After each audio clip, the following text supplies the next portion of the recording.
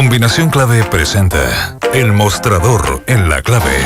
La actualidad desde distintos puntos de vista.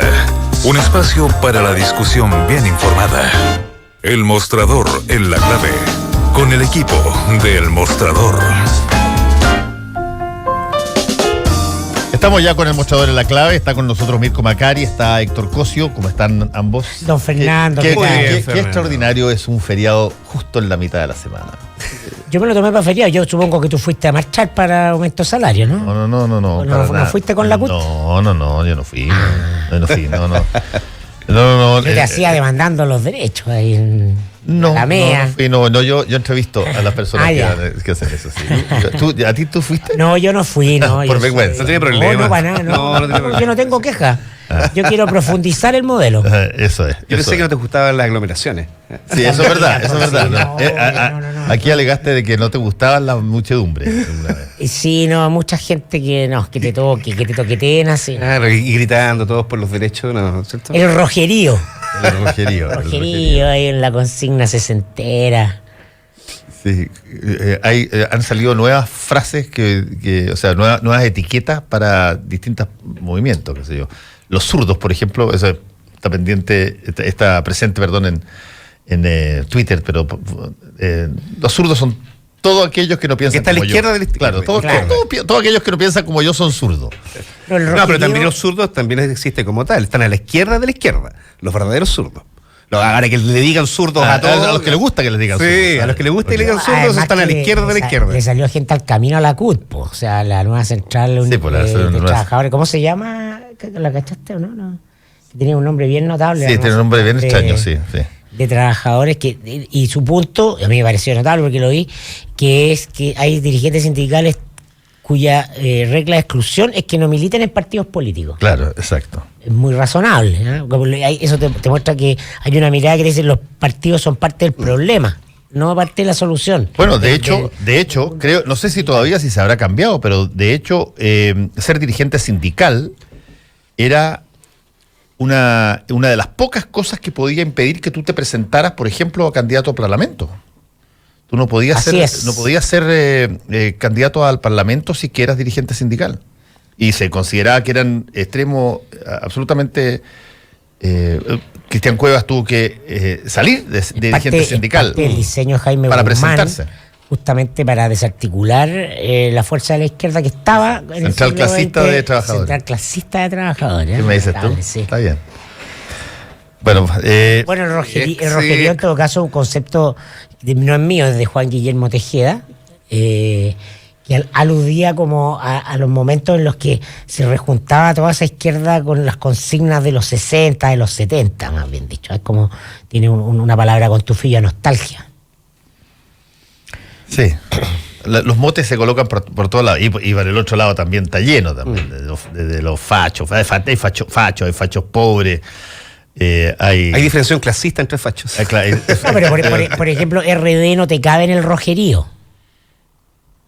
No, la cultura es que el rojerío, claro, es que el rojerío está asociado más bien... Hay un discurso antiimperial, hay toda una cantidad de lugares comunes, el discurso antiimperialista. No, lógicas de la Guerra Fría, también siglo XX. El rojerío viene viene de rojo, del color, de la bandera del Partido Comunista. Del comunismo. Es una cosa que tiene que ver con... Pero va más allá del el Partido Comunista y representa la cultura de la izquierda, las peñas. Sí, exacto. Las canciones a propósito de la muerte de Max Berrú, de los Inti. Oye, muy lindas canciones por Oye, a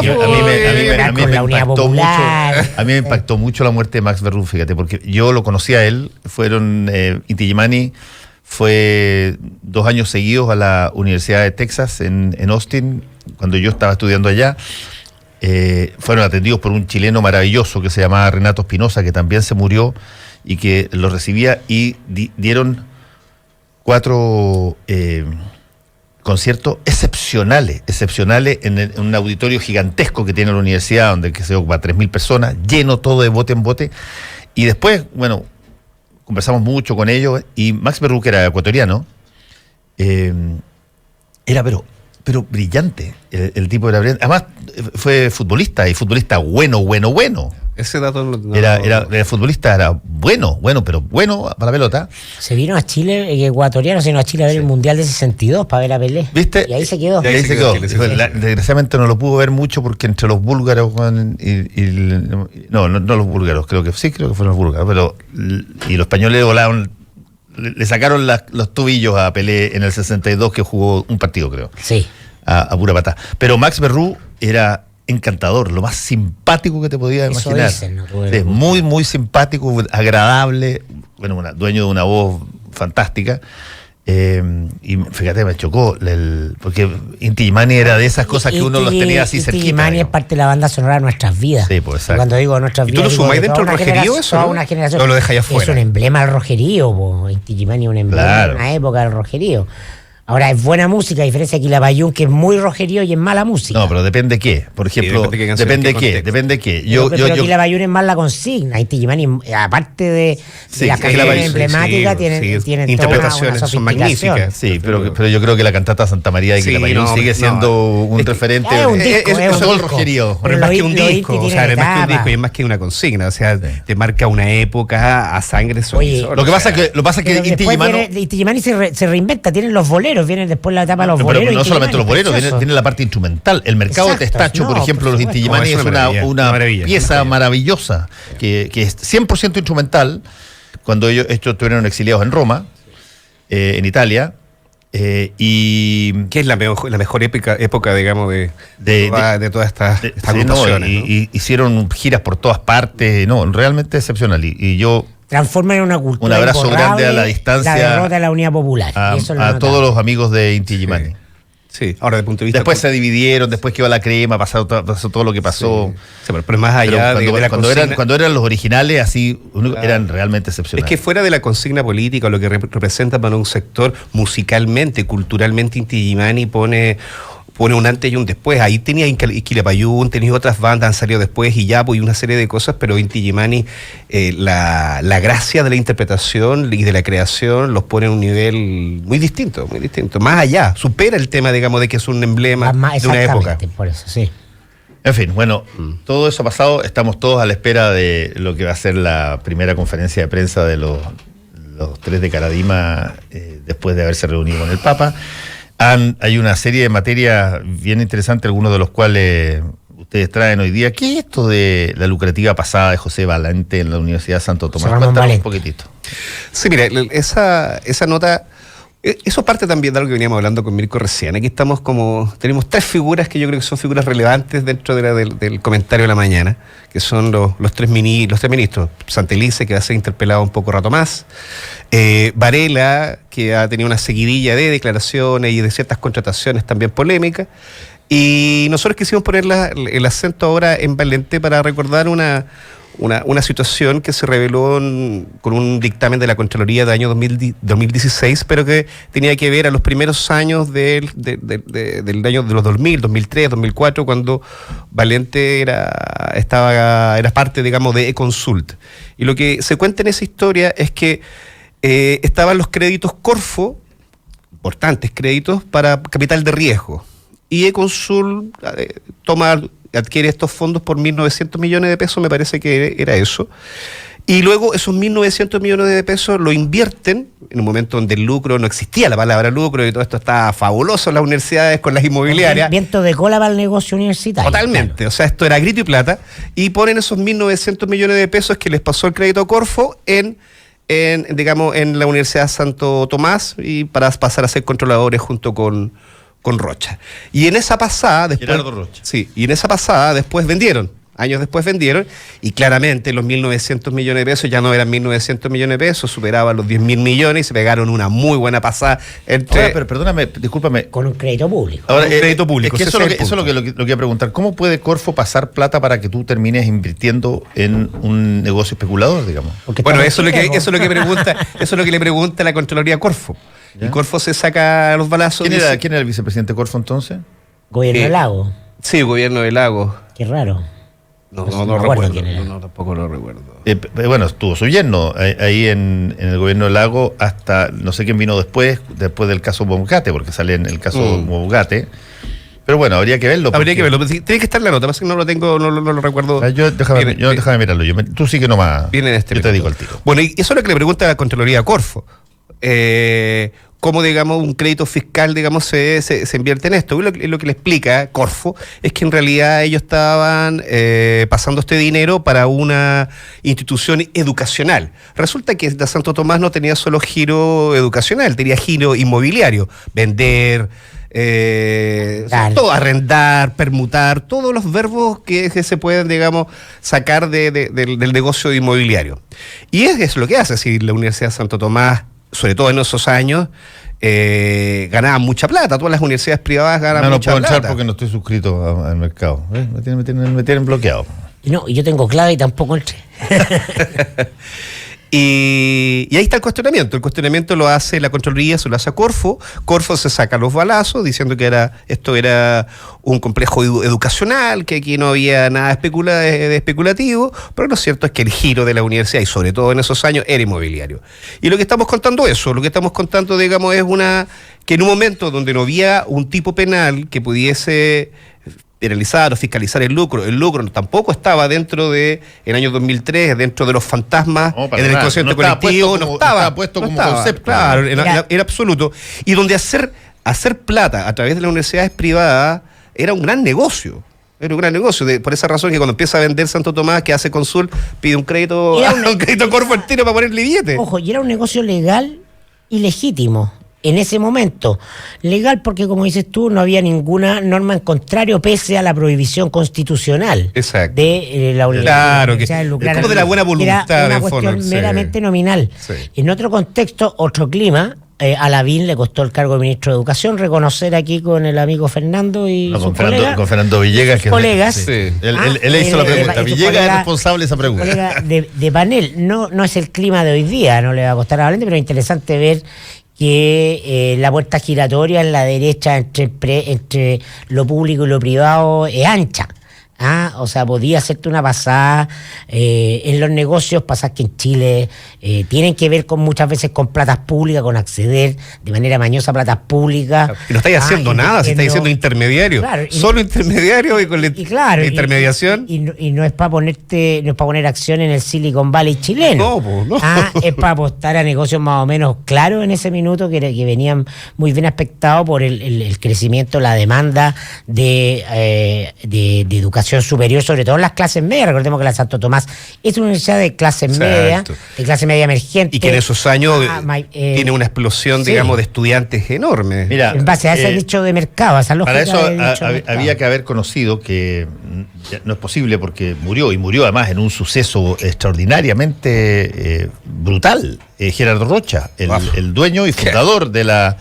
O sea, la psicopatía yo lo conocí a él, a Gerardo Rocha, y era una persona súper envolvente. Había sacado un libro, así como libro de frases poéticas, así parecido a Juan Salvador Gaviota, ¿te acuerdas tú? Sí. Así, creo que se llamaba Palabras a ti mismo. Y que fue muy popular en un momento dado en sí, era como casi una suerte de gurú también. Sí, una cosa así. Y él fundó esto y muy rápidamente lo posicionó no solamente en Chile, sino que afuera. Se asoció a otras universidades de corte jesuita en diversas partes del mundo y tenía correspondencia para lo que él pensaba más adelante iban a ser intercambios de alumnos y cosas así con universidades en todas partes. Me acuerdo en Filipinas había una correspondencia con la Universidad de Santo Tomás y de repente se supo que este hombre en una situación que tuvo que ver con un lío de faldas y un problema de eso lo gatilla, pero no digamos que eso fue lo que provoca, digamos, la psicopatía de Gerardo. No, pero me refiero que él venía hace rato. ¿Cómo terminan sus días, me refiero? Un celópata. Sí, claro, un celópata muy fuerte, termina con una situación muy brutal en términos familiares y muere quemado. O sea, una persona que es capaz de encargar un homicidio. O sea, sí, claro, contrata a alguien para homicidio, bueno, todo el caso eso es lo anecdótico. Anticuario y todo eso. Lo cierto es que... Pero ese es el contexto. El lucro, o sea, el contexto donde se produce esta pasada está ahí en claro, esa... es cuando Gerardo Rocha, que él y su hermano dirigían pero lo importante es el contexto, porque es un contexto donde Gerardo ya estaba empezando a hacer tilt. Y por lo tanto, no sé, todas estas platas que llegaron, estas platas que se pusieron, efectivamente fueron controladas. No Ahora, desde el punto de vista del interés público, el eventual lucro del ministro Valente con fondos Corfo en la Universidad de Santo Tomás es insancionable, porque sí, claro. Recordemos que después está prescrito, de todos los escándalos, no solo por la prescripción, si es que no estuviera prescrito tampoco configuraría un tipo, porque ese tipo no existe, ¿no? Carlos Gajardo como fiscal se quemó las pestañas tratando de encontrar un tipo penal en la legislación que pudiera sancionar el lucro, por ejemplo, en la Universidad del Mar, en su minuto. Claro, a través de los arriendos. Y no existía.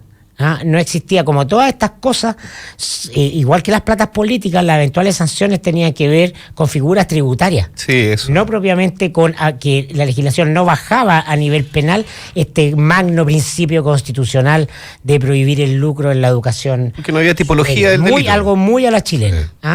Se acata pero no se cumple.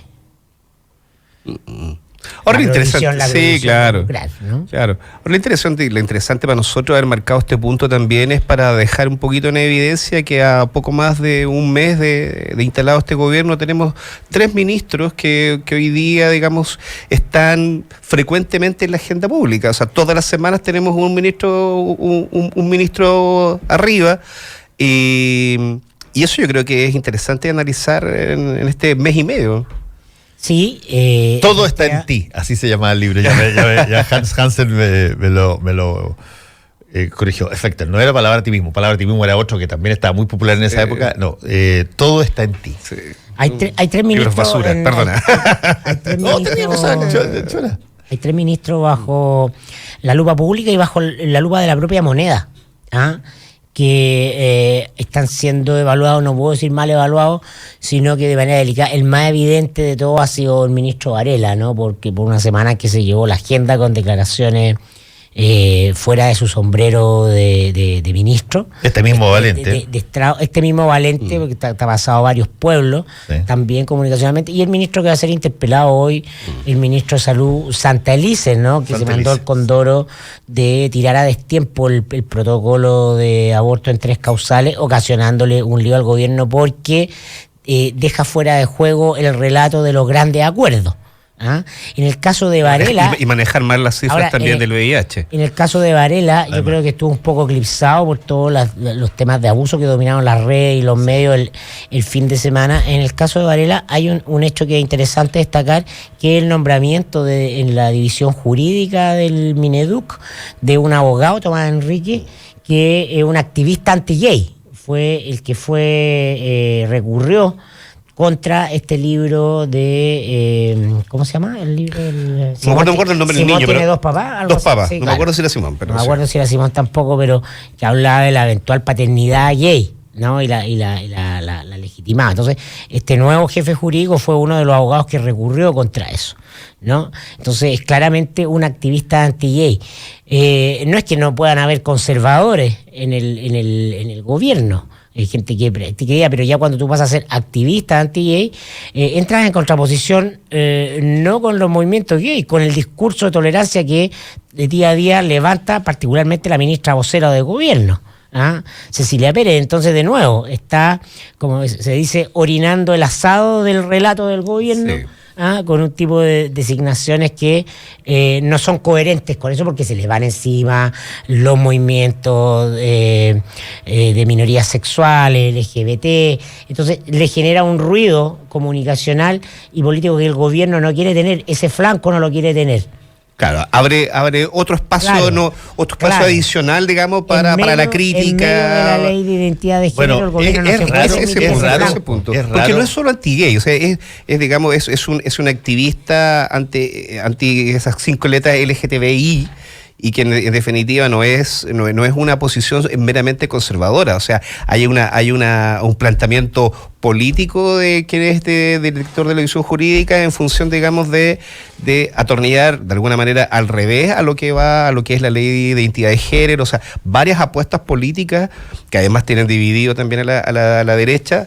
El caso, digamos, de este caballero lo que hace, digamos, es poner una luz, encender una luz muy fuerte al interior ahí, además de que... El libro se llama Nicolás tiene dos papás. Nicolás tiene dos papás. Nicolás tiene dos papás.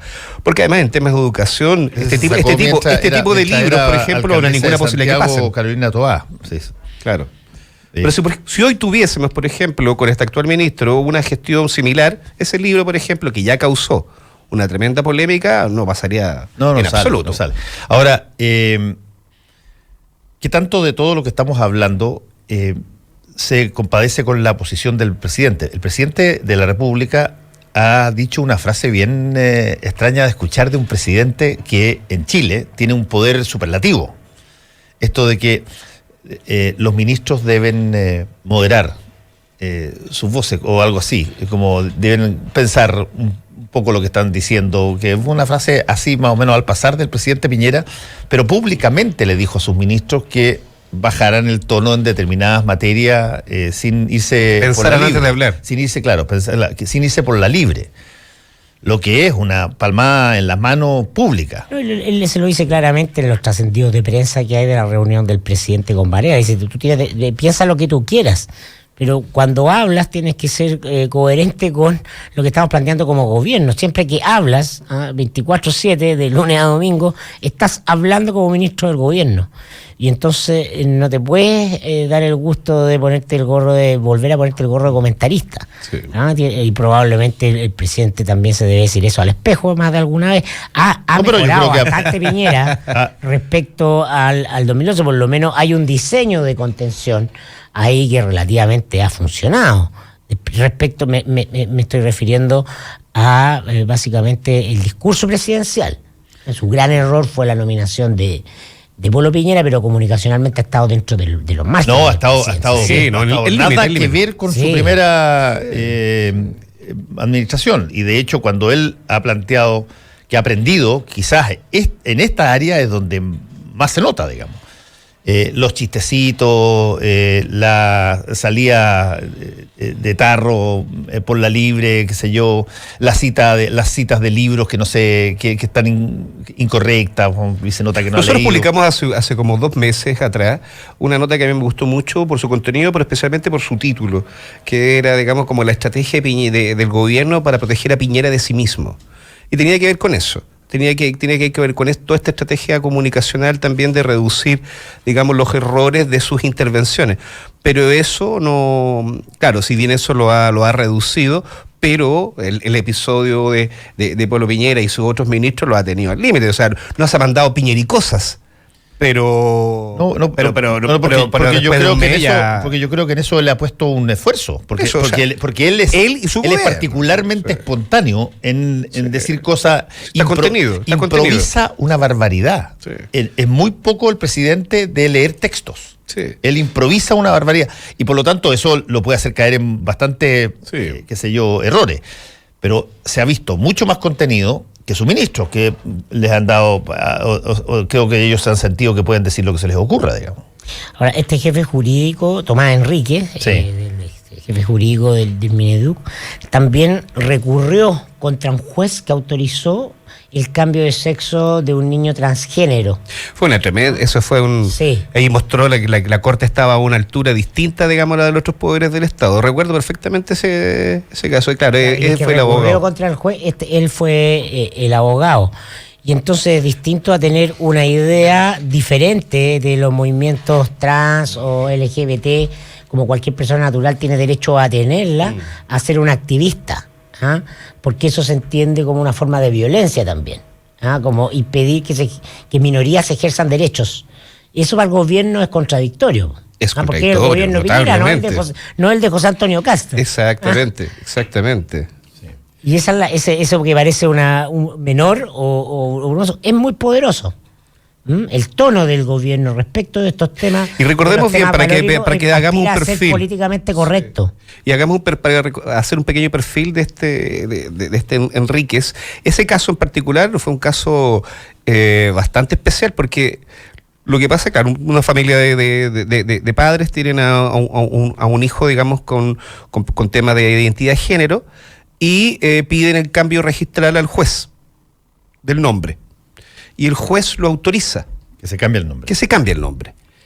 Y ahí viene la presentación de este señor Enríquez, que presenta un recurso en la Corte por prevaricación contra el juez por haber autorizado el cambio registral de un menor de 5 años. Finalmente la Corte, ya con una altura de minas, termina dándole la razón al juez y no al querellante en este caso, al que presentó el recurso. Pero esa es la lógica, o sea, la lógica era ir a atacar por prevaricación a un juez que en circunstancias como la de hoy estaba permitiendo el cambio registral de nombre. O sea, es como un anticipo brutal, digamos, de oposición a lo que dice. Bueno, eso va sin duda a... Es el gobierno contra Daniela Vega. Claro. Ese relato el gobierno no se lo puede permitir. Bueno, el hecho es que si es que está nombrado, yo soy de las personas que creo que cuando las personas son nombradas, este tipo de personas, cabros jóvenes, es porque alguien los conoce y los invitó y los sugirió para que fueran nombrados. Y esa persona o esas personas no ocultaron nada. Y dicen, oye, Tomás Enrique, el gallo... Y el problema no es Tomás Enrique. Y por lo tanto es nombrado porque quieren que una persona de sus características esté ahí. Yo no tengo por qué... ¿Quién responde pública y políticamente por ese nombramiento? El jefe, el ministro. Ahora, uno podría decir, no, es que es el subsecretario el que es el jefe administrativo, da lo mismo. Mediáticamente, que es lo que le importa al gobierno, porque si algo queda claro es que la dimensión comunicacional y mediática es la que se prioriza en la moneda de Piñera de hoy. No es lo que es lo que parece, lo que vamos a decir, cómo vamos a salir de esto, independiente de lo que hagamos. Y que yo creo que es muy acorde a los tiempos. En ese sentido, la figura de Varela es la que va a estar interpelada, ¿no? Porque es el jefe, el que tiene que responder por haberlo nombrado y el que eventualmente tiene que echar pie atrás al nombramiento. Y todos sabemos cuál va a ser las razones de la defensa. ¿Las digo al tiro? Yo creo que va a caer. Competencias, méritos. Competencias. Es que yo creo que va a caer. Tiene todas las competencias. O salvo que el presidente diga, oye... es inviable. Yo no puedo tener a Daniela Vega acá, sujeto a que me pregunte, a ver, ¿cómo puede ser de que una persona de esa que usted... Me gustaría saber qué opina Felipe Cast también de este tema, me gustaría saber. Pero Tomás Enrique nos da lo mismo. Es un pelo de la cola. Si lo que pasa es que se le sigue acotando la línea de crédito a Varela. No, es que sigue girando a cuenta su línea de crédito toda la semana. No sé si se le agota la línea, se le abre otro franco además, pero adicional, que era un franco que no venía del negocio propio. O sea, se mete en un tema valórico contratando a una persona que va a provocar, digamos, ruido muy fuerte al interior de eso es ganarse un problema absolutamente gratis. Vamos a hacer un alto con el mostrador en la clave y ya volvemos. Todos los días a las 4:30 de la tarde te encontrarás con Isidoro Urzúa en Viva Chile por la 92.9. Chiquillos, tenemos media hora para escuchar música chilena. Panoramas, cultura, datos imperdibles. Soy Javiera Mena y los dejo con mi nuevo single Intuición aquí en Viva Chile. Viva Chile. Somos música. Somos la clave. Hora clave. Son las 8:59 minutos. 92.9. Somos como tú. Somos la clave. Los que sabemos de café, conocemos el secreto. Hace más de 75 años que en Cabrales buscamos en las plantaciones los mejores granos para darte el mejor café como a vos te gusta. Tostado por manos expertas, de exquisito aroma y sabor y en todas las variedades. Cabrales es ideal para disfrutar en todo momento y lugar. Cabrales significa buen café. Encuéntranos en los mejores hoteles, restaurantes, cafeterías y supermercados del país. Pedí una demostración en cafecabrales.cl y descubrí por qué somos el café número 1 de la Argentina. Cabrales, dedicados al café. Y ahora se sube al escenario a recibir el premio a la más buenísima para llegar a jugar con los niños. Redoble de tambores. El premio va para Belén Orellana. ¿Y sabes para qué también es buenísima ella? Para tomar manantial. Y cuando lo hace porque tiene el auténtico sabor del agua. Y es buenísima, porque es la única agua chilena premiada con el Superior Taste Award 2017. Y es buenísima, porque la puedes tener en tu casa u oficina. Pídela en manantial.com. Oye, eficiencia versus eficacia. ¿Qué me quieres preguntar? Yo soy feo, tú eres feo. No, tú eres muy feo, Felipe, no. Te lo habíamos querido decir antes. Y te digo por qué no. Porque yo he conquistado a las mujeres más lindas. Pero es que porque las conquistáis, porque eres eficaz. ¡Bien, maestro! ¡Adelante! ¡Aplicaste bien el concepto! Federico Sánchez y Felipe Izquierdo están en la 92.9. Usted es eficaz si escucha este programa. Por ejemplo. Puede ser eficiente que escuche otro programa, pero esto es eficaz. Exactamente. Esta es la manera más corta de entender su existencia. Es el mejor camino para entender su existencia. No es el camino. ¡Alabado seas! De lunes a viernes a las 7 de la tarde. Clave secreta. 92.9.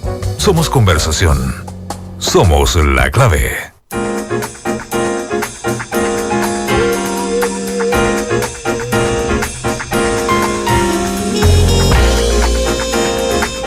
Estamos de vuelta en el mostrador en la clave y tenemos además un invitado de lujo, el ministro del Trabajo, Nicolás Monker. Ministro, tantos metros sin verlo, ¿cómo está? Bien, pues, ¿cómo estamos? Hoy estamos en presencia de dos ilustres motoqueros acá. ¿Cómo quedó? Don Fernando Paulsen y el ministro Monker. Es verdad. Ayer prefirió andar en metro en vez de en moto. Sí. Oiga, pero yo voy a reivindicar a mi señora que me prohibió las motos en la calle, así que estoy dedicado solo a las motos deportivas. Por eso Fernando anda en moto. Perdí esa pelea, yo en esto sí que perdí completamente. No, yo la pelea que perdí respecto a mi familia es que yo no puedo andar en moto después de que caiga el sol. No de noche. Esa sí que me la comprometieron. Motoqueros con restricciones. Claro, restricciones familiares. Pero antimotoquero. Motoquero, un gallo libre, yo entiendo como rebelde. motoquero, un hombre así fuerte. Un macho recio, un macho alfa. Esos Son of Anarchy, como la serie. Eso ya pasó esa época ya. ¿Usted no ve la serie Sons of Anarchy en Netflix? No, tenés que verla. Estoy viendo La Casa de Papel. Sí, no, esa es extraordinaria. Atrasado, pero estoy viendo. Como 2 millones de personas. 2 millones, claro, aquí, claro. Asaltantes y comunistas. Claro. Pero tiene que ver Sons of Anarchy, Hijos de la Anarquía, que es la clásica sobre una banda de motoqueros en... Ya, la voy a ver inmediatamente. Terminada esta la veo. Esa la va a gustar. Ministro, el Día del Trabajo tuvo un percance en el metro. Mucha gente dijo, bueno, si que va al metro va a tener que aceptar que se encuentra con todo tipo de personas, se va a encontrar con personas comunes y corrientes, se va a encontrar con dirigentes políticos, se va a encontrar en el metro con un montón de personas. La interpelación usted nos contaba recién que se produjo de un carro a otro, que no es lo que parecía, parecía que estaban los dos en el mismo carro. ¿Cómo es eso? Bueno, aquí lata que al final, porque ayer hicimos les podría contar después una agenda súper chora y potente por el Día del Trabajo, pero al final lo que más ha salido fue este impaso o este diálogo al final con la señora. Sí, efectivamente yo estaba en el carro del conductor, después de haber saludado a todos los trabajadores del metro, que uno se olvida que ellos trabajan todos los días del año, incluidos los feriados anunciables como ayer, y quisimos ir a saludarlos a ellos, porque estaban trabajando. Más tarde, a las 3 de la tarde, fuimos al puerto San Antonio, hicimos una gran celebración con todos los sindicatos del puerto San Antonio, por lo mismo, porque los puertos tampoco paran. Bueno, pero en este metro, efectivamente, yo por micrófono pido a la gente un aplauso para todos los trabajadores del metro. La gente muy cariñosa, espontáneamente le aplaudió a todos los trabajadores del metro, y cuando yo termino esto y el carro empieza a avanzar y yo salgo, la señora, que estaba efectivamente en el carro de atrás, dice... oiga, y hace una serie de demandas en materia de salud, educación, gratuidad, pensiones. Fíjese que son las demandas que todo Chile hace y que, en mi opinión, son las demandas que hicieron ganar a Sebastián Piñera. Por los malos empleos que veníamos trayendo, por las malas pensiones, por los aumentos en la lista de espera, de tal manera que era un buen motivo para hacer un buen diálogo. Pero bueno, como el metro partió, no hubo ni una posibilidad de dialogar nada, así que me tuve que quedar nada más que con lo que ella dijo, sin poder responder. Pero había un diagnóstico en el fondo del discurso de la señora que era interesante, por ejemplo, sobre la desigualdad. En Chile el 0,1% tiene el 17% del PIB y el 1% más del 50%. ¿Usted comparte el diagnóstico de la señora? Por supuesto que lo comparto. Chile es un país desigual en todo sentido y en distintos planos. No solo por los ingresos per cápita, sino que porque a las mujeres les cuesta mucho más hoy día ingresar al mercado del trabajo que a los hombres. Y aquellas que logran ingresar difícilmente van a optar a los puestos de los hombres al mismo sueldo. ¿Y por qué pasa eso? Podríamos hacer una lista. Yo le pongo 2 ejemplos. Porque tiene una norma increíblemente discriminatoria como la famosa sala cuna, donde muchas empresas cuentan hasta la mujer 19 y hasta ahí contratan, porque si contratan la 20 tienen que incurrir en gasto.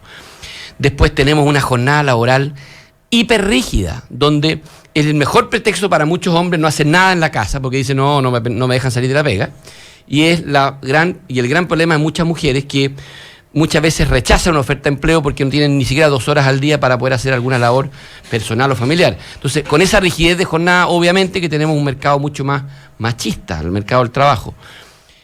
Sí, yo creo que hay desigualdades que hay que ir rompiendo en Chile. Ahora, lo que podemos disentir en el camino, porque esto no se hace por decreto. Yo puedo sacar 20 leyes que hablen de igualdad en el ingreso.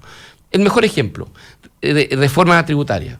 La reforma tributaria buscaba que el que tiene más pague más, el que tiene menos aporte menos, en forma focalizada.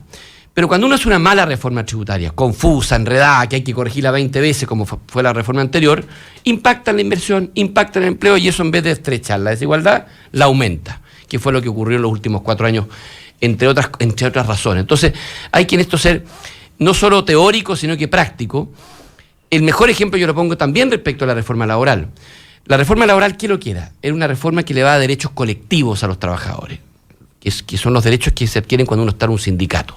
Resulta que en el tiempo que se tramitó la reforma laboral, fueron mucho menos los trabajadores que podían ejercer esos derechos colectivos, porque en el intertanto se destruyeron muchos empleos asalariados y se crearon muchos empleos por cuenta propia que no tienen contrato colectivo, que no tienen sindicato y no pueden hacer uso de los derechos colectivos. ¿Pero eso es por la reforma laboral o porque estamos viendo en Chile y en el mundo una transformación en el mundo, en la lógica del trabajo, de dimensiones, yo te diría, históricas? No solo las nuevas tecnologías, sino que las demandas de la gente por justamente trabajar menos, más calidad de vida, trabajar en cosas que te hagan sentido, tiempo, etcétera, ¿no? Estamos frente a una transformación cultural en el mundo del trabajo general.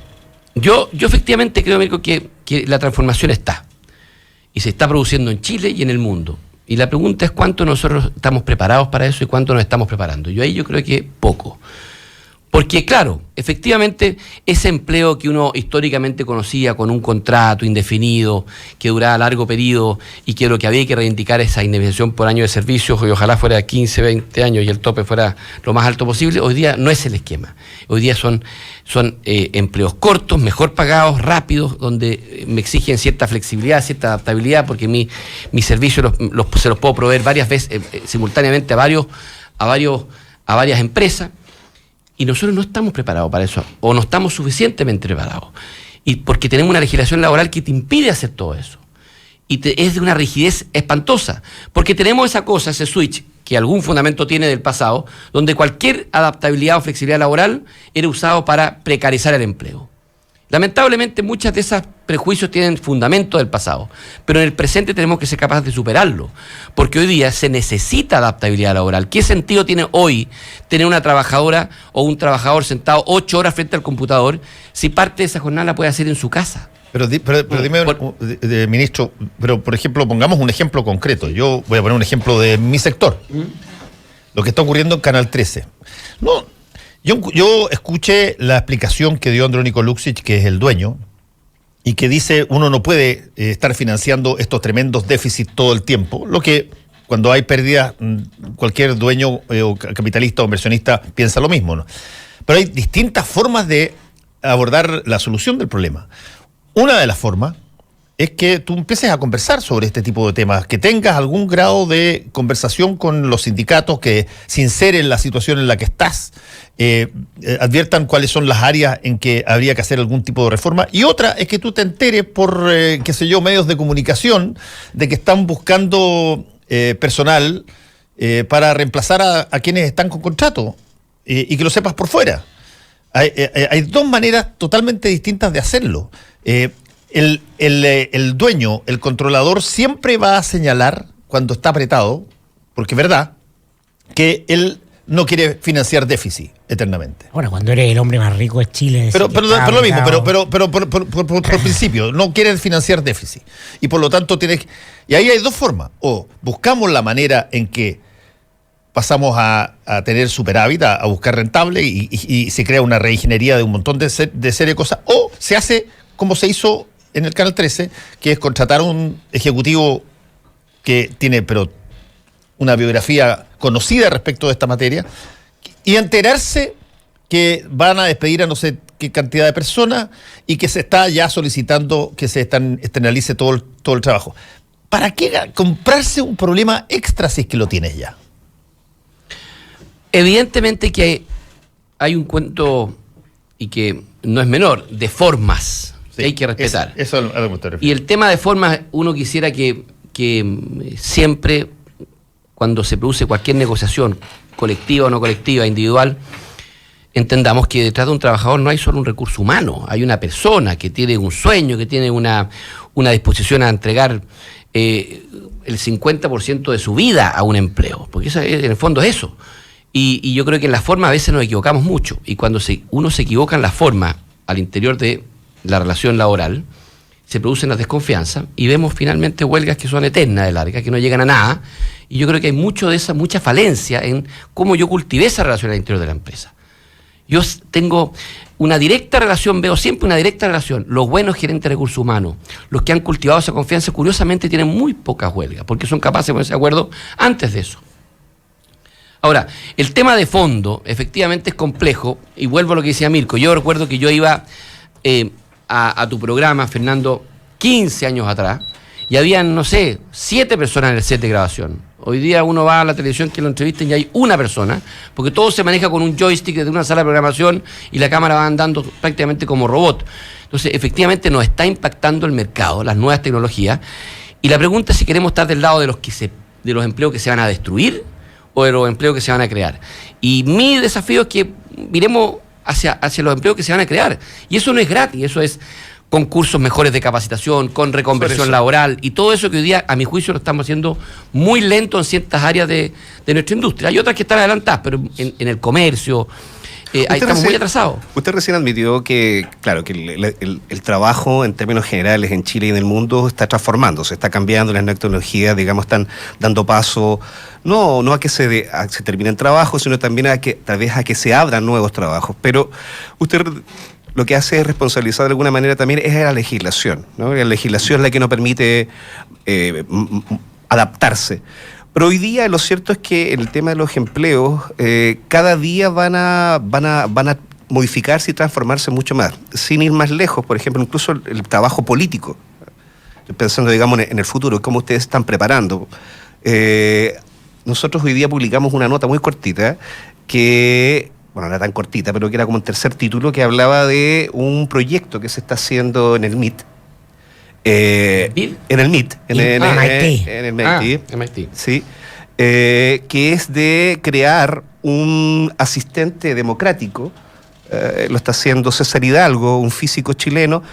Nosotros conversamos con él, la Fundación Tribu, estamos apoyando el mostrador de la Fundación Tribu, estamos apoyando la creación de este robot asistente democrático, que lo que va a hacer es tomar toda la información disponible que hay, por ejemplo, en función de iniciativas legislativas u otras, y transformarlas en un dispositivo que permita a cada persona saber con mayor detalle qué es cuál es su opinión respecto a una materia en particular.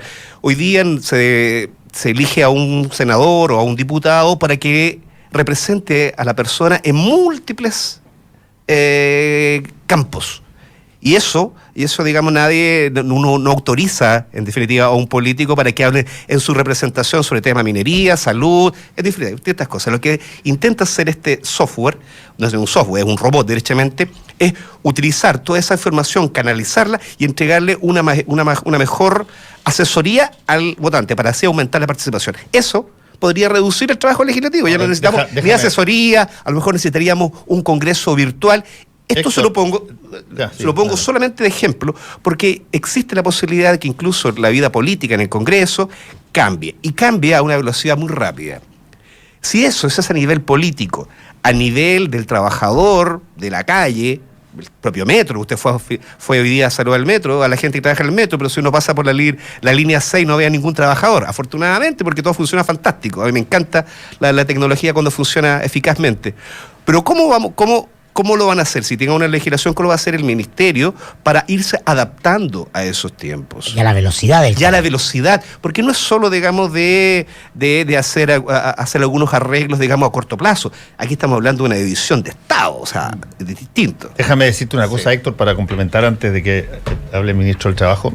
El ministro del Trabajo quizás le pasó lo mismo que a mí, porque también tuvo en Harvard. Pero yo en mi casa, cuando estuve en Boston, en mi casa, me llegaba todas las semanas un escrito, un reporte de más o menos 5 páginas que decía lo que había hecho el diputado, cuántas veces había votado, cómo había votado, a dónde iba, cómo se divergía su opinión última de las opiniones anteriores. Y todo eso por un grupo de personas, no había robots, un grupo de personas que se organizaban para vigilar al diputado por el cual, o el senador por el cual habían votado. Accountability. Claro, accountability. Eso es muy bueno. Pero eso es una organización civil organizada. Aquí nosotros no tenemos ni siquiera eso y el robot... Pero eso ya en Estados Unidos es muy difícil hacerlo, con la cantidad de iniciativas legales que se hacen. Casi se hacía y se recibía todos los viernes, lo recibía eso yo y miraba... Pero hoy día lo pueden hacer algoritmos. Hoy día ese trabajo lo pueden hacer algoritmos a una velocidad que antes nunca la han visto. Bastante más bonito que lo hicieran personas organizadas también, ¿qué quieres que te diga? Bueno, pero estamos en un momento donde los algoritmos también parecen ser una solución y es difícil sacárselos de encima. Entonces, un poco ahí apuntado, ministro. Sí, yo creo que es apasionante lo que se nos viene. Cuando uno ve que los hijos nuestros que están en octavo básico, más de la mitad de las pegas que ellos van a optar en 5, 8 años más, hoy día no existen, son pegas nuevas, con conocimientos nuevos. Y por tanto, todo esto está cambiando a una velocidad del rayo. Y van a ser dirigidos por un chino, como dijo un amigo mío. La mitad de los hijos va a trabajar en pegas que hoy día no existen y su jefe va a ser un chino. Claro. O japonés. Se dieron cuenta que que salió una noticia muy rara, que había un robot japonés que estaba postulando al Congreso y le estaba yendo muy bien. Ya, continúa nomás. Entonces, nosotros tenemos que ponernos al día y estamos bastante atrasados en esto. El Consejo Minero, la minería, esto se ha ido haciendo relativamente a tiempo. La Cámara de la Construcción también tienen buenos hay algunas organizaciones gremiales que han estado bastante más a tono, pero en general en esto estamos atrasados. Les voy a dar un solo dato.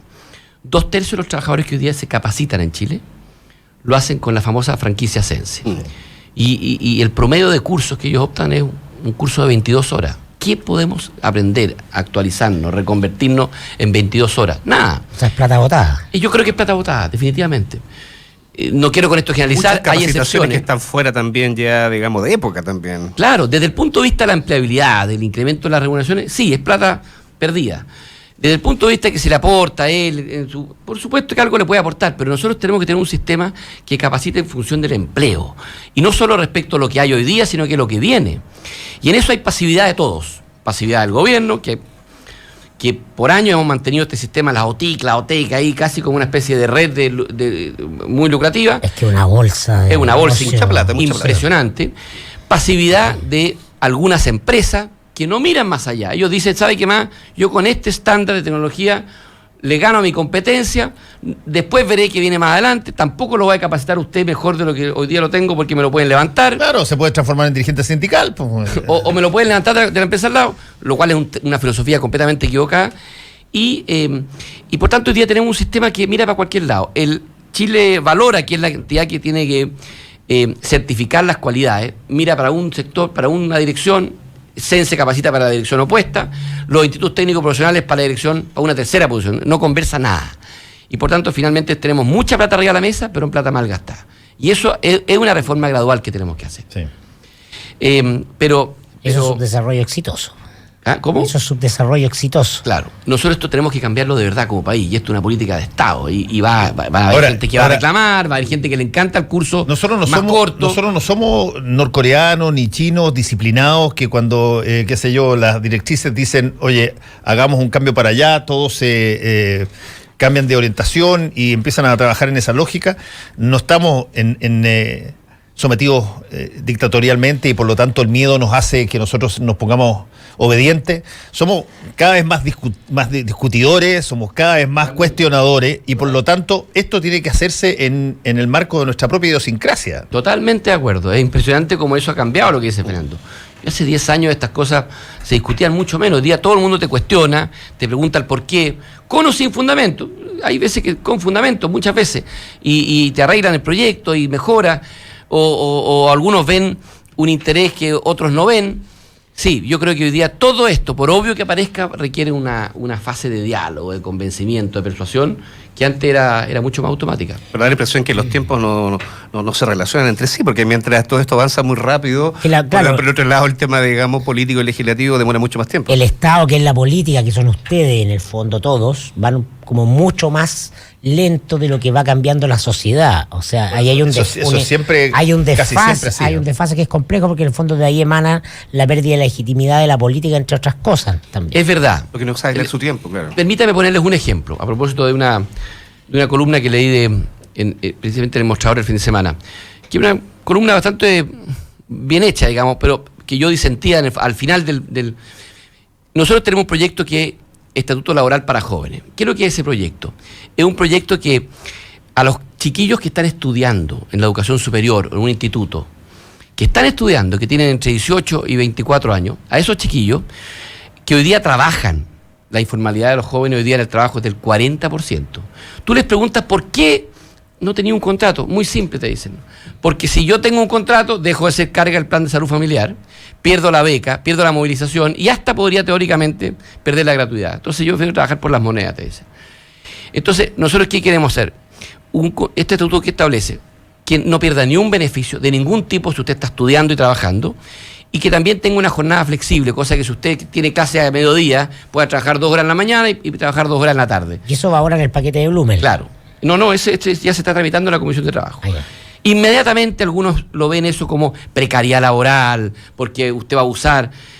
Yo no soy ingenuo, sé que puede haber algunos abusadores que van a abusar hasta de la mejor ley, y los vamos a sancionar, los vamos a fiscalizar, y los vamos a multar.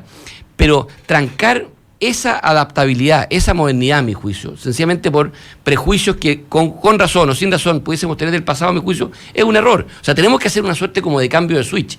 Yo sé que hoy día hay muchas empresas que uno le habla de la palabra sindicato y tiemblan porque creen que se acabó la empresa. O otros que uno habla de adaptabilidad y creen que es la precariedad misma. Medios de comunicación incluidos. Claro, sí, es verdad. Y por tanto, ese como bloqueo recíproco que se produce, tenemos que cambiarlo. Y es un cambio de switch, es empezar a mirar lo que viene, la modernidad, y cuesta, pero tenemos que hacerlo como país, es fundamental. Ministro, hablamos todo el fin de semana de abusos sexuales. Yo leía una entrevista a la ministra del Trabajo, de la mujer, Isabel Pla, que decía que también había, y esto no lo conocía, me sorprendí, una responsabilidad de la empresa en el caso que se sepa o detecte abusos sexuales al interior de la empresa y no los denuncie. Y que pero que se hayan sabido dentro de la empresa. Claro, antes. Claro, que la empresa no patrocine una denuncia contra el abusador y que esto se fiscaliza. Le pregunto para que nos cuente un poco, ¿no? Vía Dirección del Trabajo, es decir, que en el caso Canal 13, por ejemplo, le podía caer la Dirección del Trabajo a Canal 13 ahora. Por si es que Canal 13 no toma medidas legales contra Abreu de parte de las víctimas. ¿Eso es así? ¿Cómo funciona? ¿Cómo opera? Mira, lo más importante, yo sé que ustedes lo conocen, pero a lo mejor algún auditor puede estar confundido. El abuso sexual es una cosa y el acoso sexual es una cosa distinta. Sí. El acoso sexual es dentro de una relación laboral. Cuando hablo de relación laboral, le hablo en el sentido amplio. No se puede alguien sacar el pillo diciendo, no, yo estaba honorario, así que no tengo. No. De acuerdo a nuestra legislación, el principio de la realidad prima, por tanto, si hay un jefe que está honorario, es tan responsable de acoso sexual como si estuviera con contrato. Y cuando hay acoso sexual, la ley estableció hace como 10, 12 años que se la modificamos, que la empresa tiene que tener previamente un reglamento que establezca todo el procedimiento que el trabajador tiene que inmediatamente hacer, con claridad, dónde hacer la denuncia, de qué forma, qué garantías tiene que tener un reglamento que establezca eso. Y la empresa está obligada a investigarlo rápidamente en un plazo acotado, o si ella no quiere investigar, hacer ella la denuncia a la Dirección del Trabajo. Okay. Si la empresa no hace ninguna de las dos cosas, la responsabilidad es la empresa. Si la empresa es diligente y hace todo, toda la responsabilidad recae sobre el acosador. Eso es lo que establece la ley.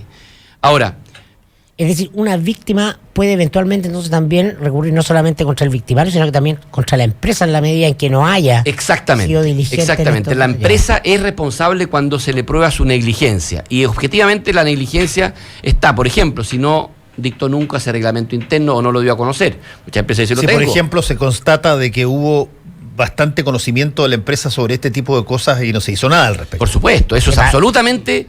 Eso gatilla inmediatamente la responsabilidad de la empresa. No solo del acosador, sino que de la empresa. Sí. Porque aquí muchas veces lo que se busca es que la empresa sea proactiva en esto, que proteja a sus trabajadores. Ahora, hay un punto aquí que a propósito de este caso que ustedes están hablando, yo lo levanto, que hasta qué punto, es una reflexión que yo hago, hasta qué punto uno debe extinguir la responsabilidad de denunciar estos casos cuando el acosador salió de la empresa. Por ejemplo, si usted se entera que un empleado suyo, 2 meses después de que usted lo despidió o que él renunció, usted se entera que tenía un historial de acoso sexual en su propia empresa mientras trabajaba ahí, yo creo que no es suficiente razón decir, ya no está trabajando conmigo, así que yo no hago ninguna denuncia, me quedo callado. Yo creo que hay que hacer modificaciones legales para que esa empresa al menos tenga la obligación de estampar una denuncia, porque mal que mal, si bien es cierto el día no es... ¿Hacer un registro de acosadores? Pero es súper fácil de responder, creo yo. Cambie el tipo del delito. Imagínese que fue un robo o imagínese que fue un crimen. Y el tipo deja la empresa 2 meses o 3 meses. ¿La empresa, si que se entera de esta situación, no tendría que denunciar igual? No, por supuesto que sí. En el caso del acoso sexual, como no es delito y es más bien una infracción laboral, se ha estimado hasta ahora que si se rompe el vínculo laboral, usted no tiene ninguna obligación de hacerlo. A mí me parece que eso es un error, porque además esa denuncia... Se da un tiempo. Claro, exactamente. Esa denuncia que hace la empresa por antecedente que puede haberse perfectamente conocido con posterioridad la desvinculación del acosador, pueden devengar también una demanda civil. Sin duda. Que la víctima le haga al acosador. Entonces, de tal manera que a mí no me gusta esto que, digamos, de acuerdo a la legislación, se va a la empresa, no supe nada antes, supe todo después, no hago nada. Esto lo supervisa la Dirección del Trabajo, ¿no? Sí, claro. Todas las relaciones laborales, para estos efectos. ¿Ya ha aumentado el índice de empresas infractoras o la cantidad de denuncias? ¿Qué saben usted cómo está desde la nueva ley, estadística? Cuando se promueve cuando se hizo la nueva ley hace cerca de 10 años, se pegó un salto importante y que duró cerca de 1 o 2 años, y de ahí se estabilizó la cantidad de denuncias que hay. Ministro, hay varias personas preguntando por distintos tipos de casos. Hay una persona acá que se llama Marco Gambra que dice, puede preguntar al ministro por la situación de los trabajadores honorarios del Estado y la obligatoriedad de cotizar que comienza este año. Todos tenemos costos de ser empleados públicos, marcar horarios, seguimos instrucciones directas de jefaturas, pero el Estado no nos reconoce.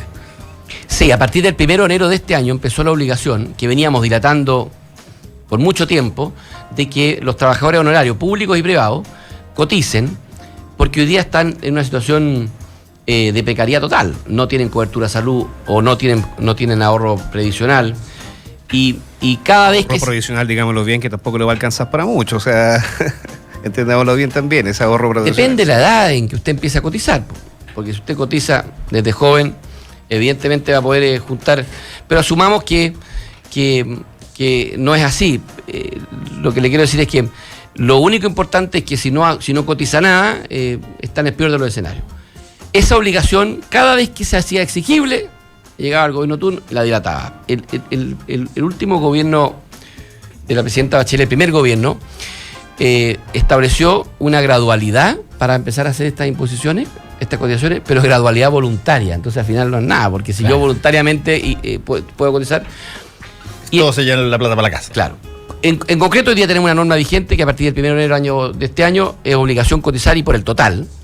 Y nosotros estamos evaluando, por instrucción del presidente, una modificación legal para hacer una gradualidad que no afecte el bolsillo de los trabajadores, pero que por lo menos partamos. Porque lo más fácil para el gobierno es decir, ¿sabe qué más? Suspendemos todo por 10 años, ya chao pescado, el otro gobierno se preocupa del problema. No, una gradualidad que no afecte el bolsillo y que vaya lentamente protegiendo al trabajador. ¿Y esa gradualidad es una gradualidad en el monto?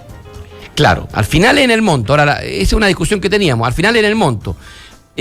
Una posibilidad es que la tasa de cotización sea pequeña y que vaya subiendo con el tiempo, o que la tasa sea total, pero sobre una cantidad de ingresos menor al real, digamos. En cualquiera de las dos fórmulas, la idea es que lo que yo tengo que aportar en mi cotización sea una cantidad que no afecte el bolsillo y que me dé algo de protección. Este es un temazo en Chile, no solo porque tenemos un tercio de trabajadores informales, sino que pues, si a los informales le sumamos los contratos honorarios, tenemos mucha desprotección.